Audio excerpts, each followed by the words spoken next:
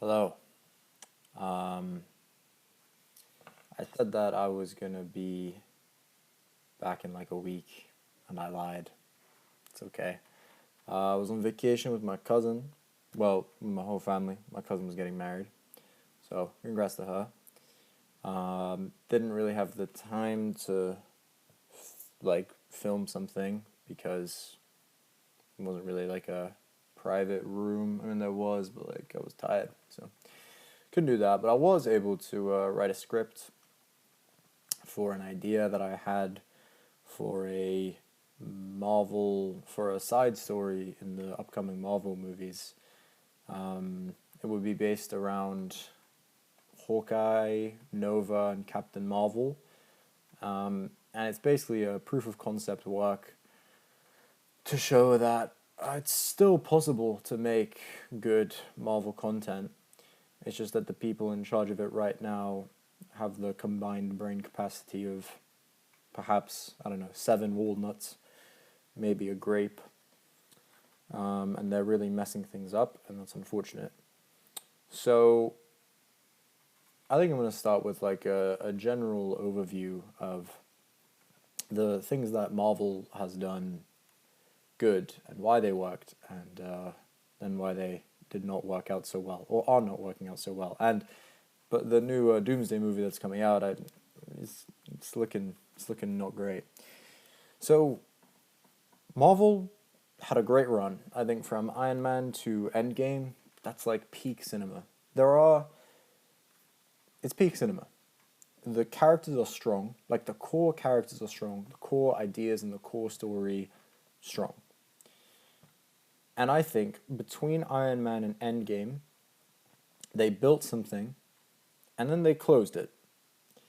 I do not think that beyond Endgame they had made plans for the future. Maybe they had tentative plans, but however it was handled, the previous movies did not set up for future movies that well. Let me explain what I'm saying. So like they took a lot of things in the comics, established things that are powerful and useful and status quo things. Like for example, Asgard, and I'll list the Nova Corps.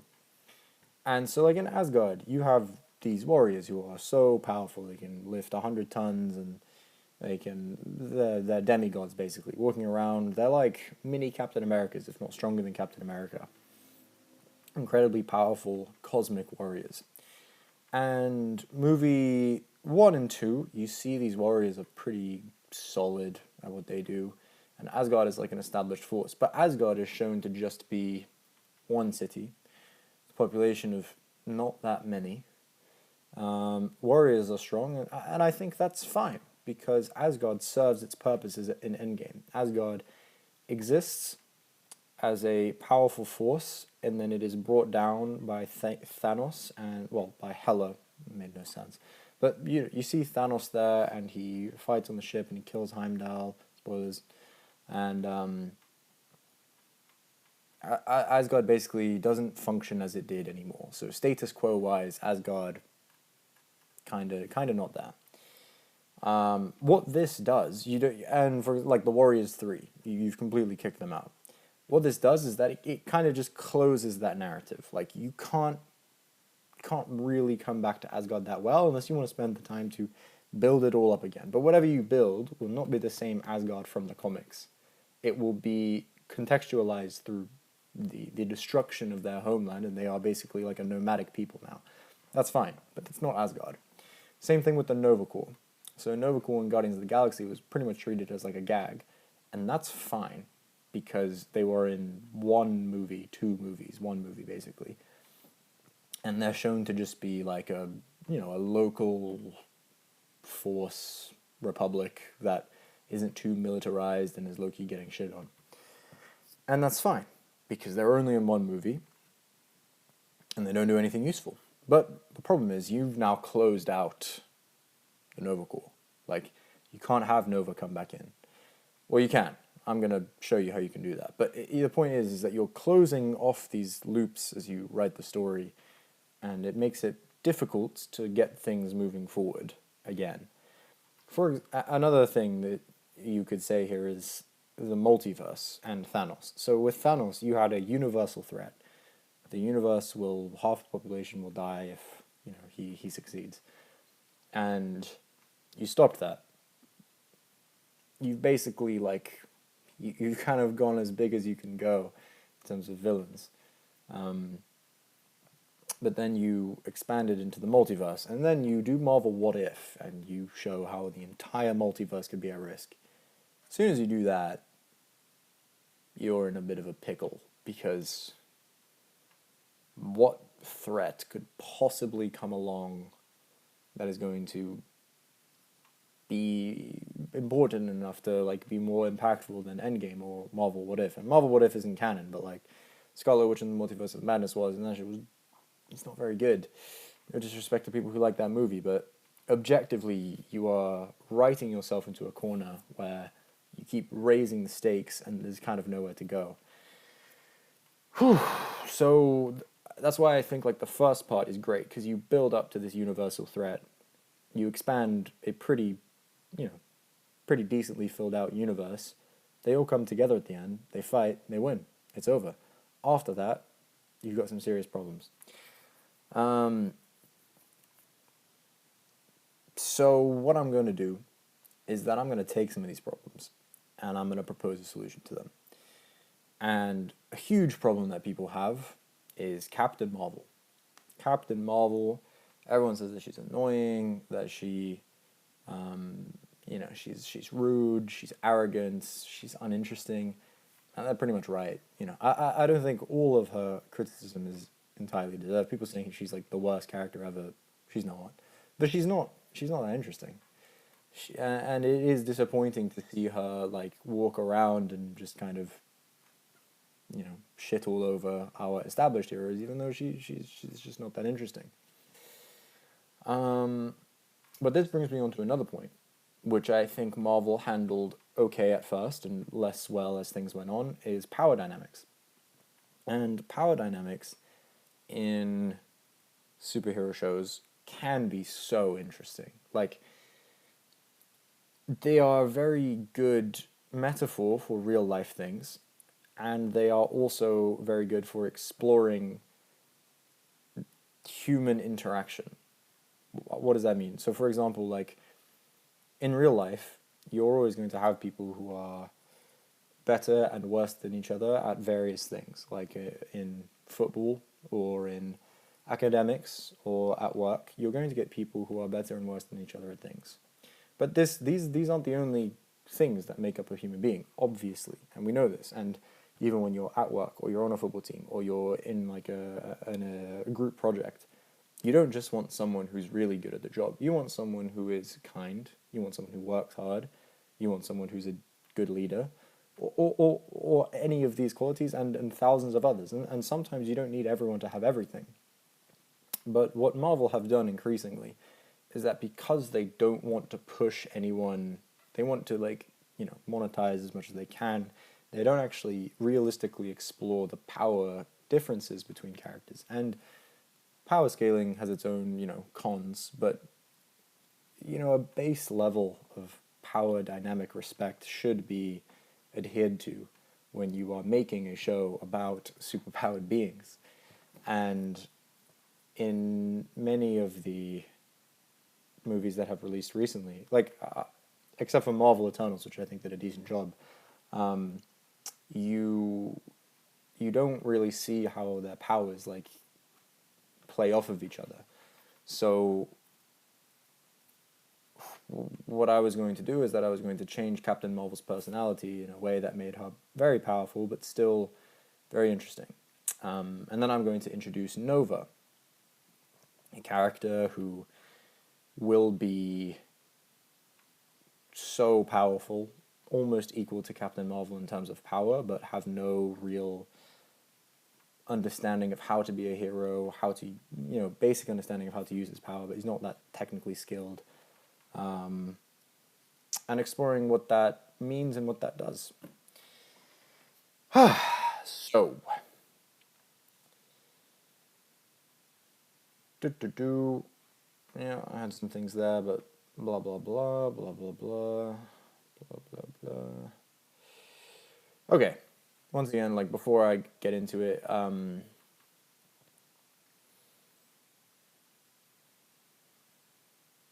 that's fine. Okay. I'm gonna skip all the other notes I had, and I'll just start with the story. So the setting that I have will be mostly similar to a hypothesized beginning of the new Avengers Doomsday movie.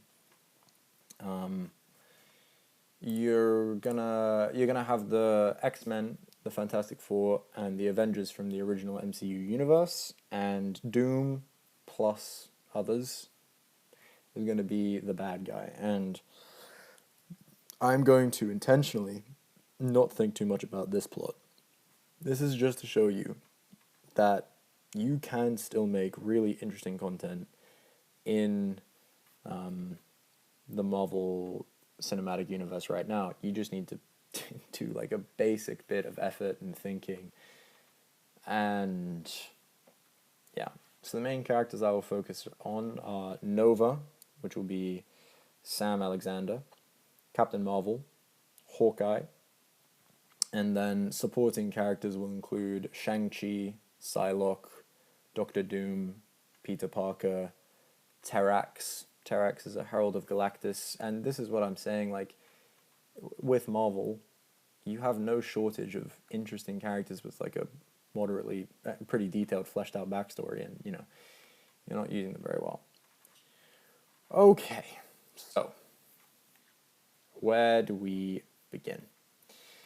We begin on the planet of Xandar with alarms blaring everywhere. And I'll just say like Xandar in the bottom left of the screen, and you'll follow 3 Nova Corps guards like running through a building, and they'll be holding a box or something. They're running through. There's alarms blaring everywhere. The announcement is saying, "This is a planetary alert. All citizens move to your shelters." You know what I'm saying, like that. Yeah. Then they will encounter some enemies, some Chitauri. So you will infer that this is when Thanos invades Xandar, right before the beginning of Infinity War. Because we never actually show that. He just off-screens them, which is bad writing, but it's fine. They made a reasonably good decision in the time that they had. It's already like a 3.5 hour movie to just remove that. And that's okay. No blaming them. But it does create problems. So Chitauri go and attack the guards, and you'll see the guards not be fucking useless and like use their yellow Nova Corps powers to like kill some of them. Like one of the guards like goes in, he like takes down 2 of them, and then one of them brings it down. He's like, "Go on without me," and they keep going. They run. As they're running, they like a blast will like destroy part of the building they're in, and then you will reveal the whole battle. You'll see like one massive Nova Corps battleship like fighting, shooting lasers at 2 other massive Thanos' warships. You'll see like smaller cruisers flying around, shooting ships at them, shooting stuff at them, like explosions in the air, buildings being destroyed. Then on the ground, you're going to see, and I'm adding this world building in because it really is not that difficult, guys, but you're going to see some Nova Centurions in black and gold armor fighting members of the Black Order. You'll see 5 of them. And you'll see some extra members of the Black Order who are fighting them, and they're in like a melee. And you will see the Nova Centurions do pretty well. They'll kill 2 of them, these other 2 members of the Black Order who don't make it. And they will, and there's a world building problem there because they don't show up in Endgame, but once again you can just hand wave that, it's fine. Point is, you'll see that the Nova Corps are putting up a fight. They're not just getting completely rolled the entire time. The guards, they take you as the viewer, like they take a pause and they look at the battle, and then like one of them grabs the other one and they run away still. They're running to a hangar. They say something about an artifact. They need to get the artifact off-world. They run to a hangar. Chitauri like chasing them all the way. One of the guards like stays behind and he fights as well. He says like, "Go, get it away," and he gets inside of the ship. While he's getting there, he gets like shots through the chest with some kind of laser, but he's able to escape and he flies away and he flies his ship through the massive battle that's going on in the sky. While this battle is going on, you'll see the battleship, the Nova battleship, like just blow up as he's leaving. Cool cinematics. Like, this is what you should spend your budget on. And he'll continue to fly through space, and then you'll see him die, and he'll slump in his chair, and he'll be holding this black box that he's with in his arms. And he keeps going, and you'll follow him for like 30 seconds. He'll drift through space, and eventually he will come near Earth. He'll get pulled into there, or he'll just go in a straight line, and he'll crash land in the middle of a field in the middle of Rhode Island in a field. And this kid, young Sam Alexander, Nova Corps, future Nova, will walk up to the ship. The guy will be dead. The box has like broken, so you see what's inside. What's inside? It's a helmet. The kid like climbs up on the ship and he takes the helmet, walks down, puts it on, and he starts to float. And there's yellow energy around him, and then he'll say, "What the?" And then he'll cut. Now you'll cut. Then you go to the rest of the Doom movie plot, which I'm going to hand wave because it doesn't matter at the moment.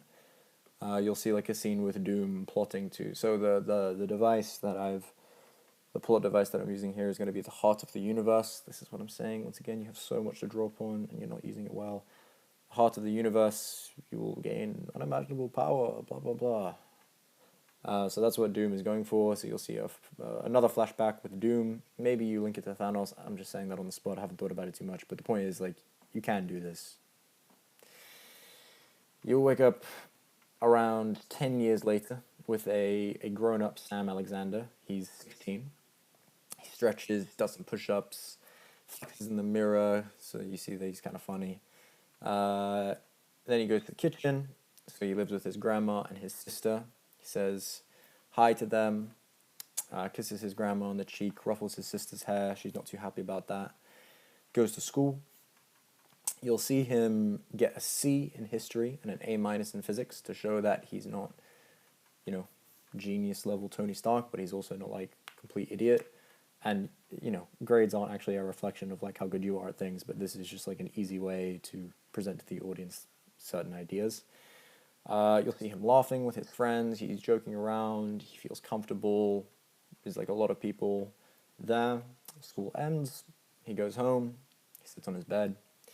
And he puts on the helmet.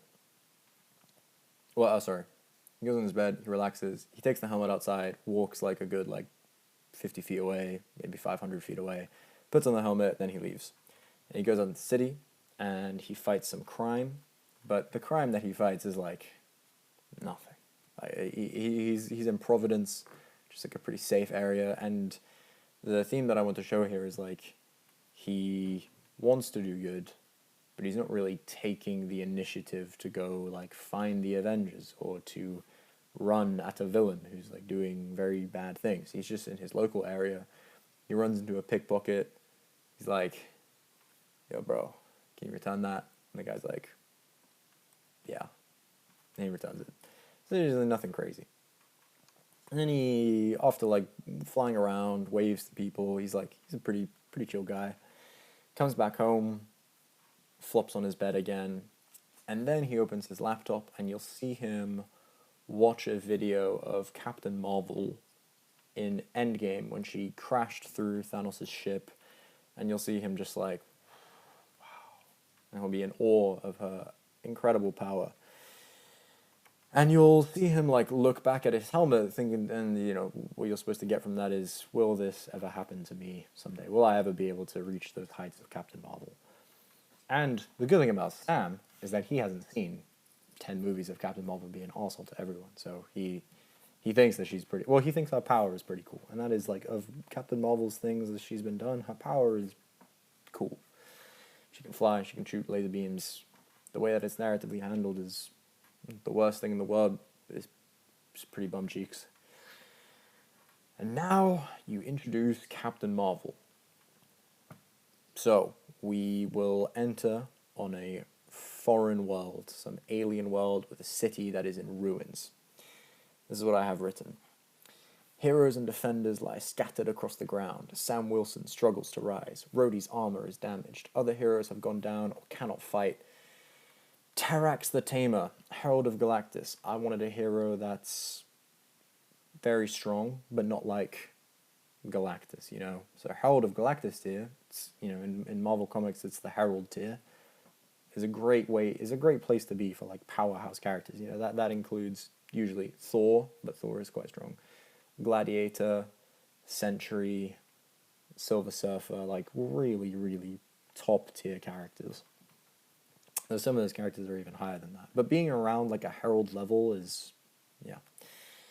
So Terrax the Tamer, if you don't know what he looks like, he's got grey skin, kind of looks like Darkseid. Grey skin, black armor. He has like a battle axe that he wields.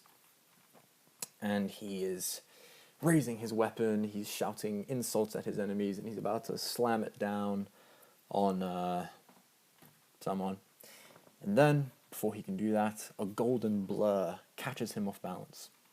And he stumbles back and sees Captain Marvel, radiating bright yellow energy, dressed in her red, black, and gold armor. And in the middle of her chest is her star. And I have some dialogue here, so Carol will say, "Surrender, Herald. We both know you're no match for me." Terrax will say, "You dare to defy a Herald of the World Eater? Your light is diseased, Golden Star. Every world you save feeds the arrogance that will one day consume you. My light is pure, Herald. It burns with the hopes of every world you tried to silence." Some like BS stuff. But this will come in later. So they're saying some absolute nonsense. But that's who they are. They both are powerful people, not just of power, but of beliefs. Like they believe what they're saying, even if the viewer is kind of like, yeah. So Captain Marvel flies at him. They fight. The fight lasts like, you know, on screen it can be like 2 minutes, and you show like they're really going back and forth. But Captain Marvel is like getting the better of him generally. Then, in a pivotal moment, Terrax, you could have... Nah, never mind. I was going to say you could have her, like, protect some innocent civilians, but no, let's not do that. Because that's too, like, on the nose and overdone. So, in the middle of the fight, he slashes at her, and her stomach will get, like... The side of her stomach will get, like, cut open by, like an inch. It's, like, a pretty bad wound. Not fatal, but, like, serious wound. Carol, Captain Marvel, she will like stumble back and like take a second, but she'll get right back up and start fighting him again. Terrax will like push her back, and then he'll release like a blast of gravitational energy. Carol will see that the heroes that she's trying to protect are behind her, so she'll like tank it, and then she'll start like absorbing the energy because that's her power. You could have that. Absorbing the energy, she like powers through, and she eventually is able to take him down, punching him in the face, and like she wins the day. Everyone is silent, looking at her. Most of the citizens can't believe that she's able to defeat Terrax, but then everyone cheers for her. Next scene. So everyone's cheering for her. Sam Wilson has some dialogue. Sam Wilson, Captain America, you know, poorly written character, but we can use him for this. Sam Wilson says, Thanks for saving our asses, Carol. I think that we were just about finished if you hadn't shown up." And Carol will not be too... She'll be what we've seen her, which is standoffish, blunt, brusque, not too emotional or empathetic. So she won't say anything, because she is... I'm going to lean into her being a bit of an arsehole. Not too much of one, but like a little bit of a superiority complex, brusque of nature, but that will play into what makes her an interesting character in my revised version. Sam will follow up and say, "Doesn't look too good," pointing at the wound. "Are you okay?" And she'll scoff at him.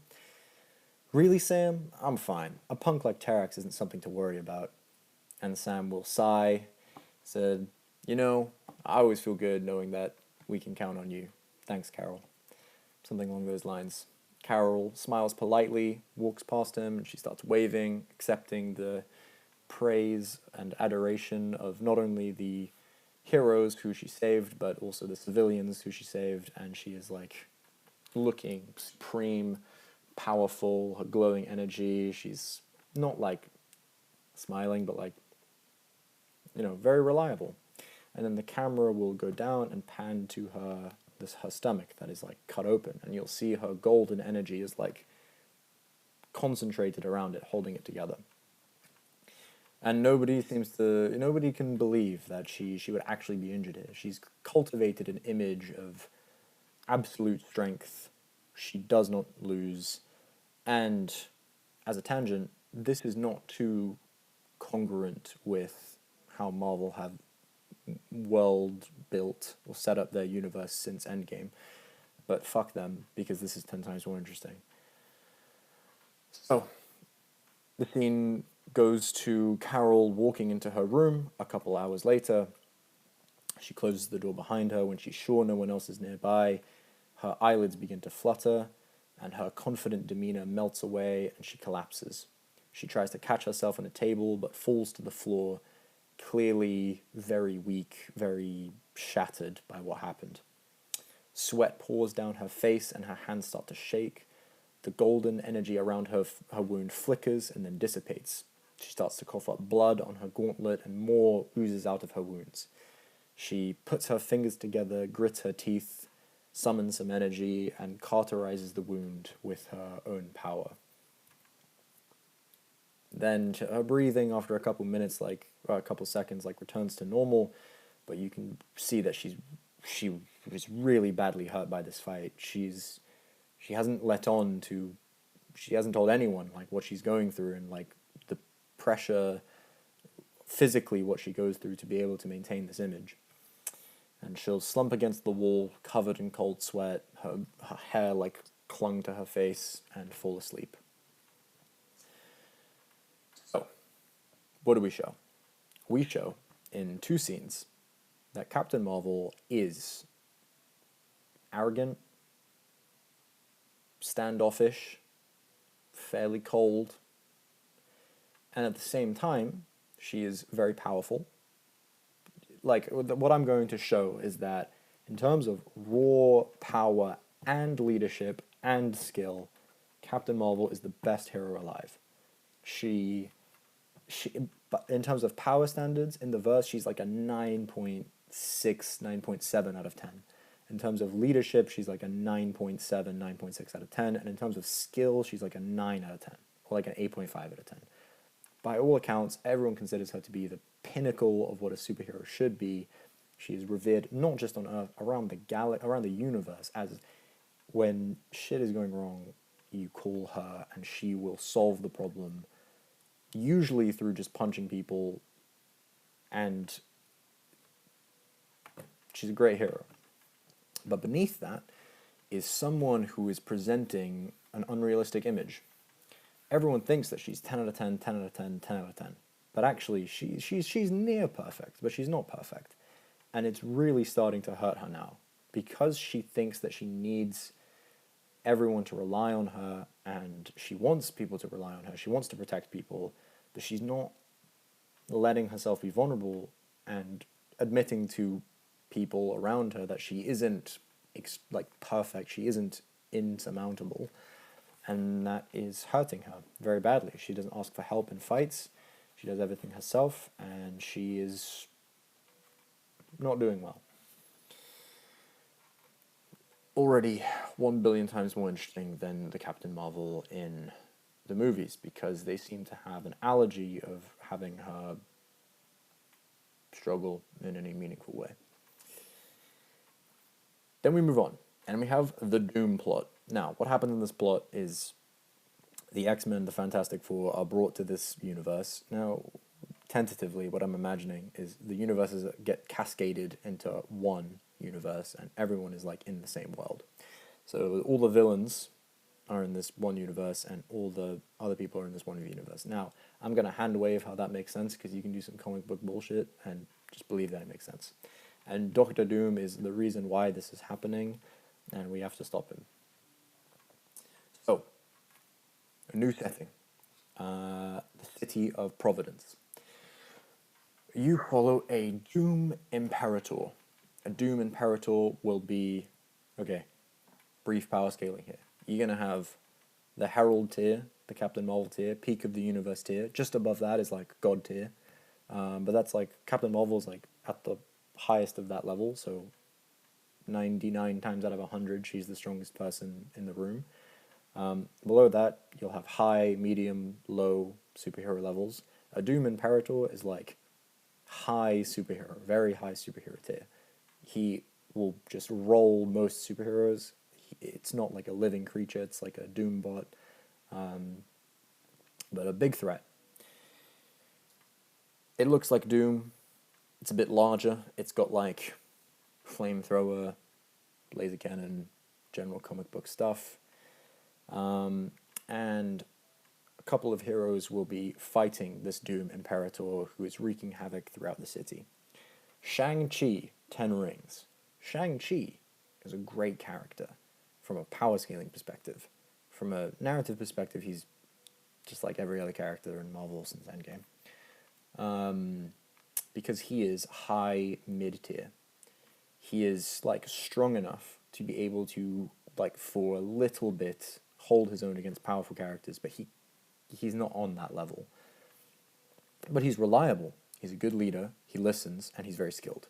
So, if you're making a superhero team and you've got Shang-Chi on your team, it's pretty good. You're quite happy with that. So Shang-Chi is like fighting this Doombot, but clearly you can see that he's outmatched. Johnny Storm is there, and Johnny Storm has a lot of firepower, but, in the city... Sorry. Johnny Storm has a lot of firepower, but the Doombot has been designed to be able to, like, counter him, so he's not really able to do much either. Psylocke is going to be there. Psylocke is another great, like, medium-low, medium character. So she's, like, useful as well, but she's not inflicting any real damage on it. Then you've got Hawkeye. And Hawkeye. Okay. Let me tell you guys about Hawkeye. Hawkeye is a 10 out of 10 character to include in a story. And I'll tell you why. A lot of people clown on him because he's weak. But Hawkeye, why... A well-written Hawkeye is so interesting. Because what are Hawkeye's skills? Is Hawkeye the best fighter in the room? No.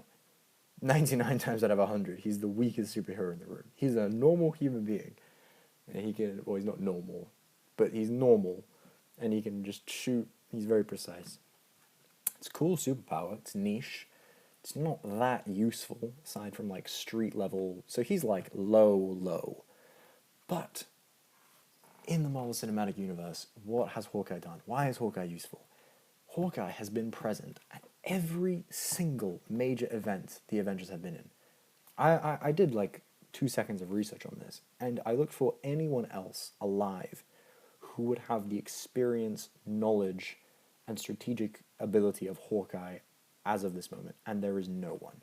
The only person who could compare to him is maybe Nick Fury, but Nick Fury is more long-term planning and deceit and strategy, and Hawkeye is like, no, he's a fighter. Yeah, he's the worst fighter available, but he knows, like, how you strategize or you implement tactics on a superhero level, on a very detailed level on the ground.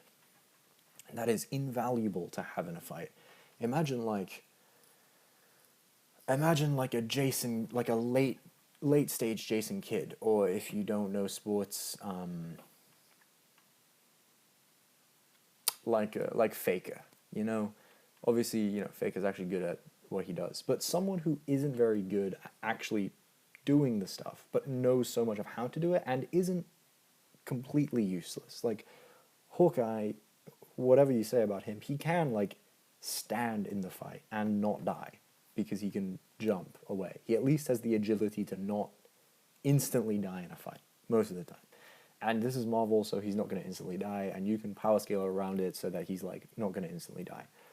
So Hawkeye is that, and he's taken up the mantle of leadership. He's seen all this shit happen. He's like 55 years old. He doesn't move very well, but he in like space of 10, 15 seconds, he's already worked out what all these people's powers are, what their strengths are, what their weaknesses are, and he's put them to work.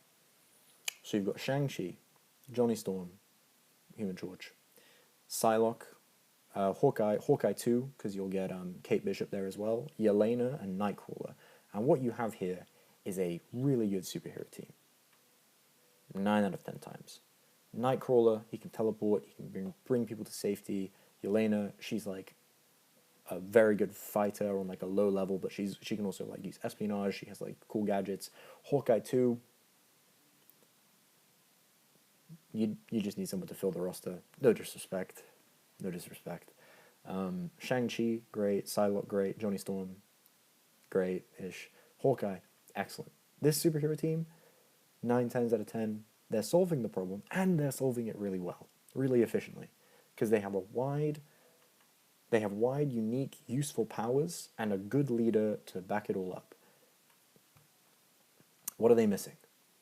They are missing power. They are missing a heavy hitter. They are missing a Captain Marvel. They are missing someone who can just...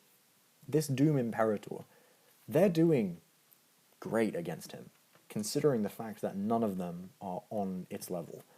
But they just can't injure it. And this is I talked about metaphors to real life. Obviously, like, you're not going to be in a position where you need like a strong person to come along. Well, you might be, but like that's not what I mean.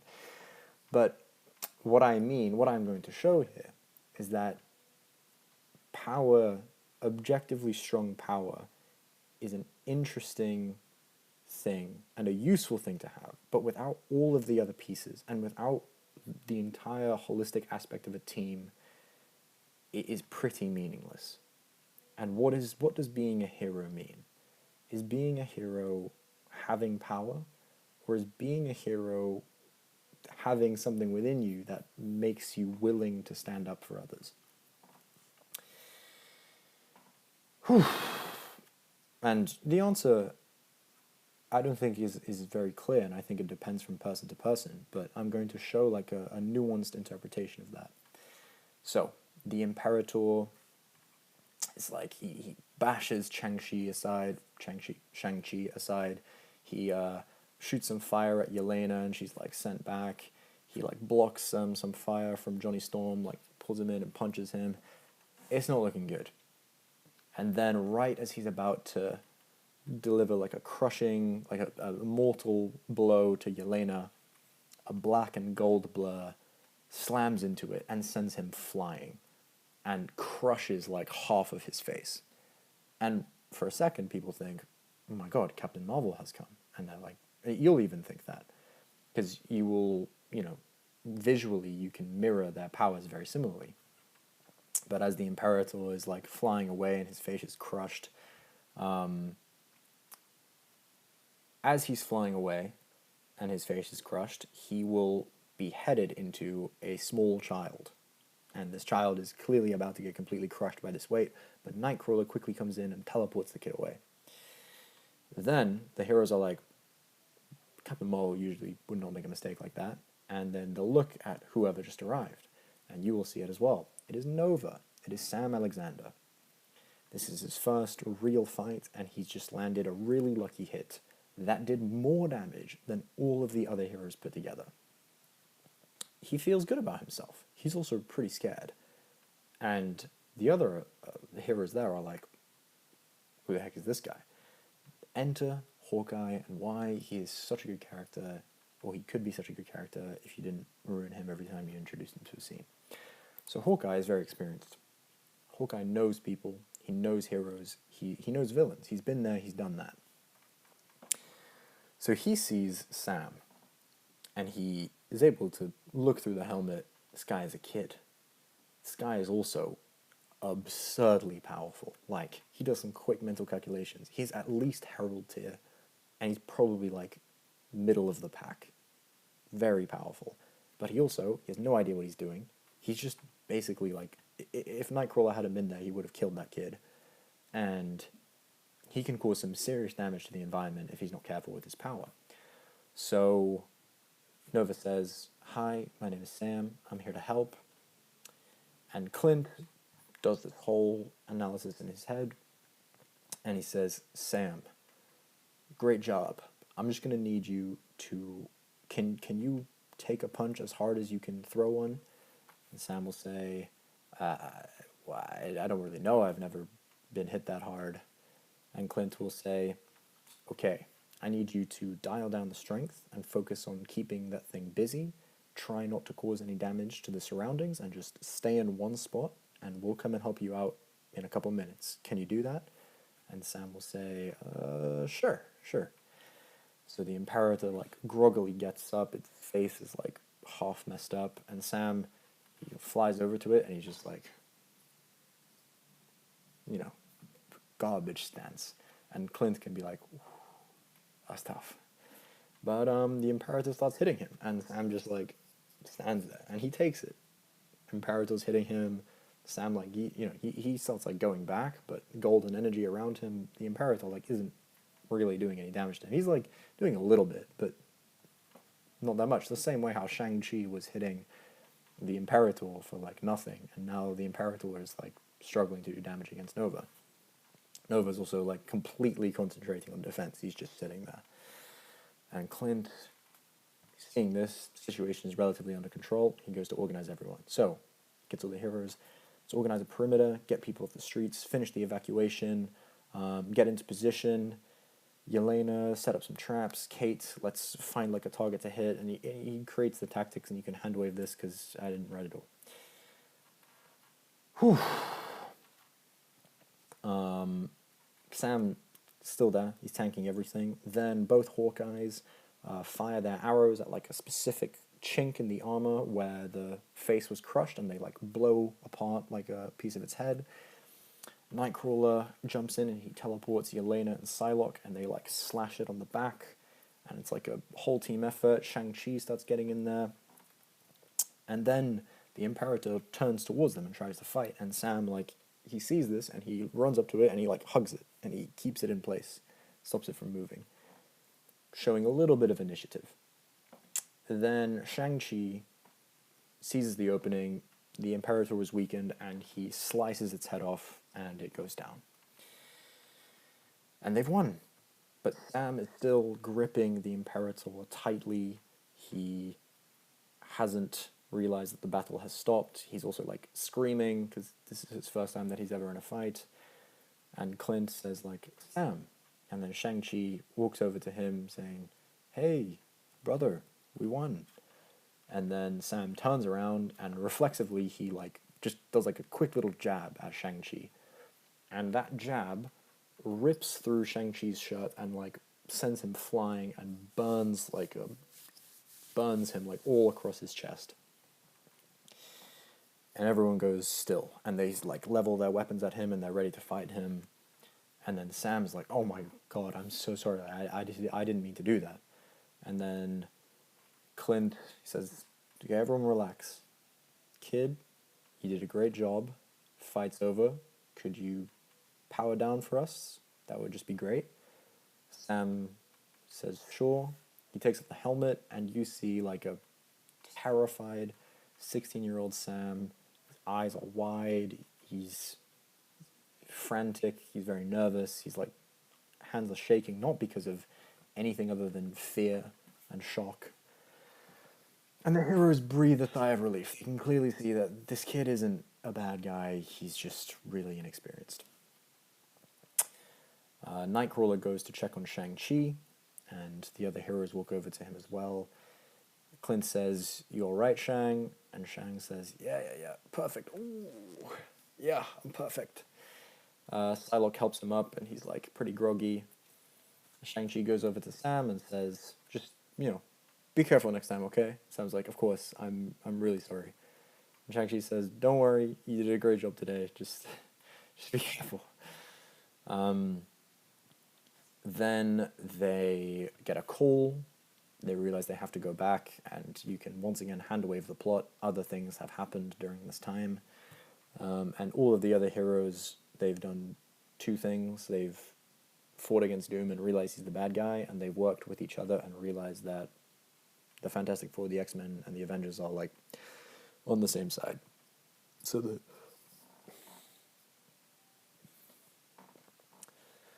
I had kimchi fried chicken and chicken bibimbap today.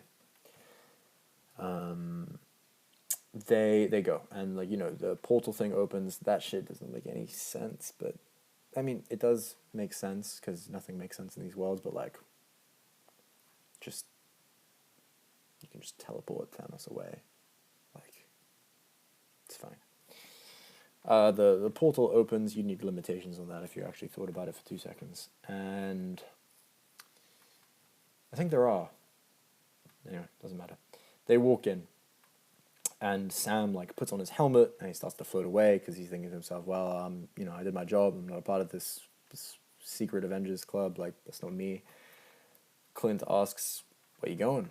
Sam says, I was gonna go help my grandma with her groceries. She's kind of old. And Clint is, like, relieved because he knows that Sam, or he can see that Sam, like, isn't a terrible guy.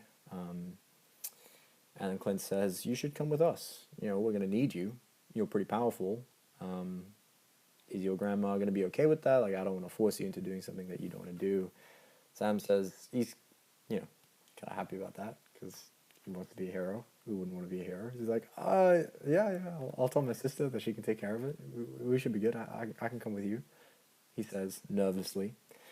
So Clint, says, okay, come on. They go through the portal.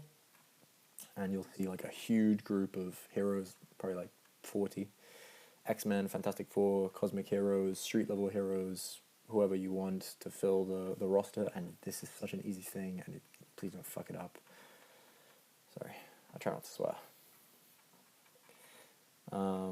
Sam, they'll have the meeting, and they will discuss what overall has happened. Doom is around. He's very powerful.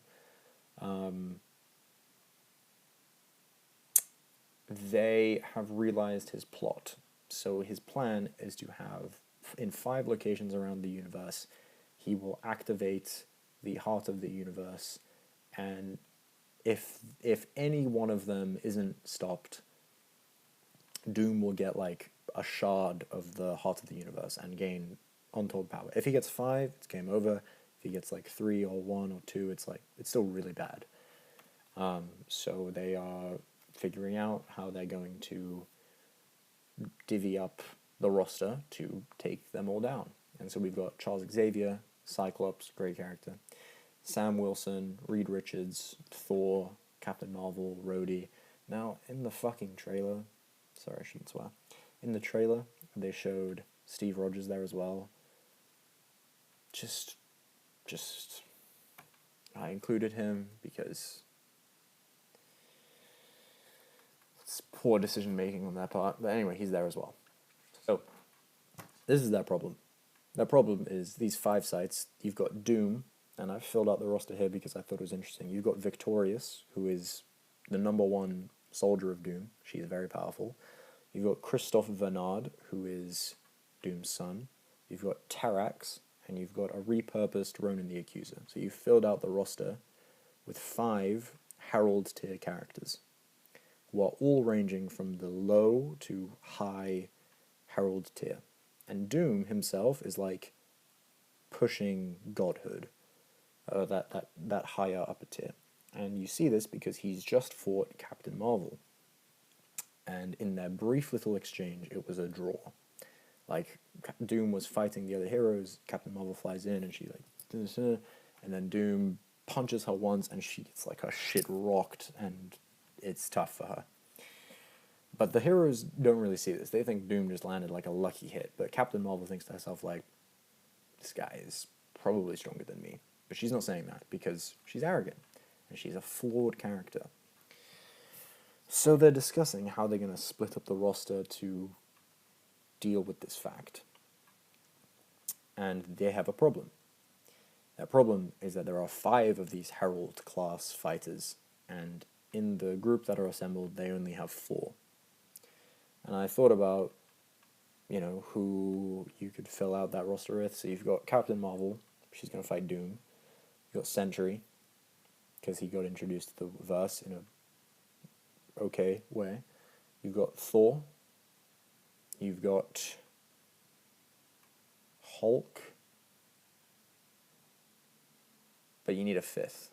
You need like a 5th Herald class fighter who can actually take them on. Doctor Strange, he's not around. And the point is, like, the characters that are around, I could be missing someone, but you can have one of them die for the plot. The point is, in this, they have a problem of power. They are, and this is where power dynamics can be really interesting, is like, when you're fighting, when you're taking this shit seriously, it's like, yeah, we don't want to be fighting like Doctor Doom without Captain Marvel because we would lose. You don't want to be fighting someone if you don't have like the facilities to actually take them down, and that could be a really interesting thing to do. And so they're going around, they're talking, and Carol is like, okay, we need someone to fight. Like, what's going to happen? And specifically, they need someone to fight Terax. Terax is like very strong, and they've assigned Hulk and Sentry and Thor to other fighters who are around their level, but Terax is still there. They're going to send Captain Marvel to fight Doom. Drax will stand up and say, I will destroy Galactus's mule.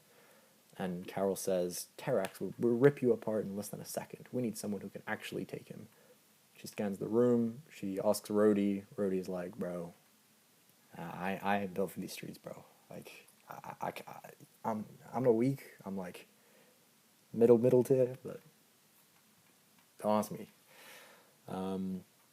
Thor says, if we can find someone worthy for Mjolnir, then like, and Carol is like, yeah, but like, do we have anyone around? I was thinking you could add Steve Rogers, but including Steve Rogers in this story is so shit that like I'm just gonna remove that. So Carol looks around. She's like, is there anyone here who thinks that they can handle Terax? No one says anything. They've all seen Terax fight. Sorry, before this, you will have a scene where Peter Parker will say, Terax? But didn't you, like, destroy him? Isn't he, like, weak? And Carol is like, no. Like, it was not an easy fight. He is pretty strong. And so this will be, shockingly, the first moment of Carol admitting her weakness to others. She is not 10 out of 10 strong. And you'll see everyone in the room be like, oh, damn, Captain Marvel actually isn't going to save us here. Just a little bit. Who can defeat Terax? No one. Then you cut to Sam. And Sam's like in the back of the room. He's like low-key, like tuned out, ADHD kid.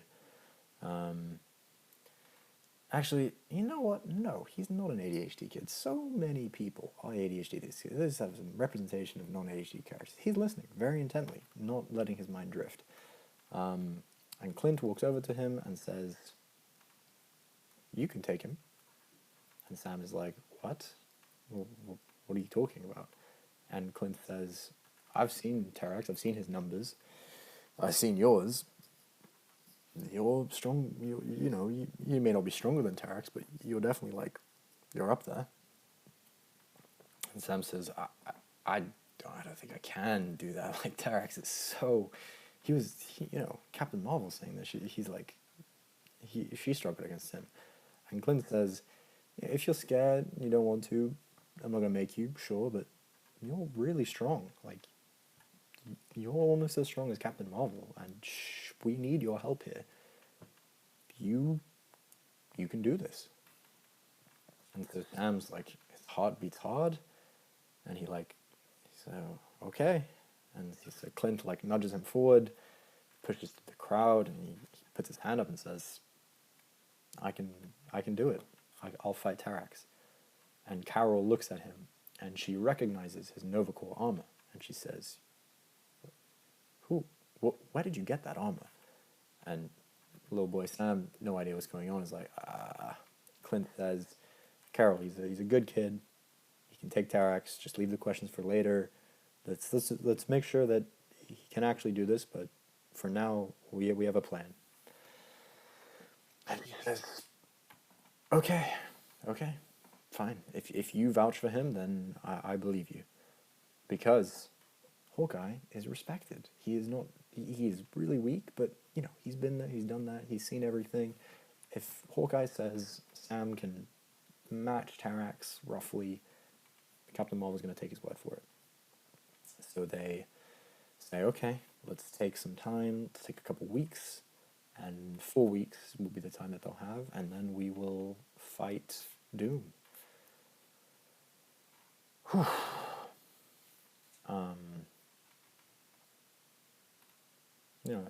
I've been going for like 55 minutes. I just don't want to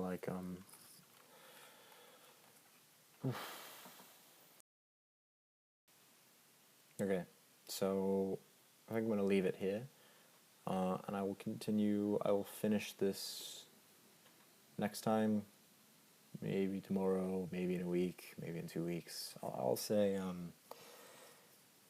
can I finish it tomorrow?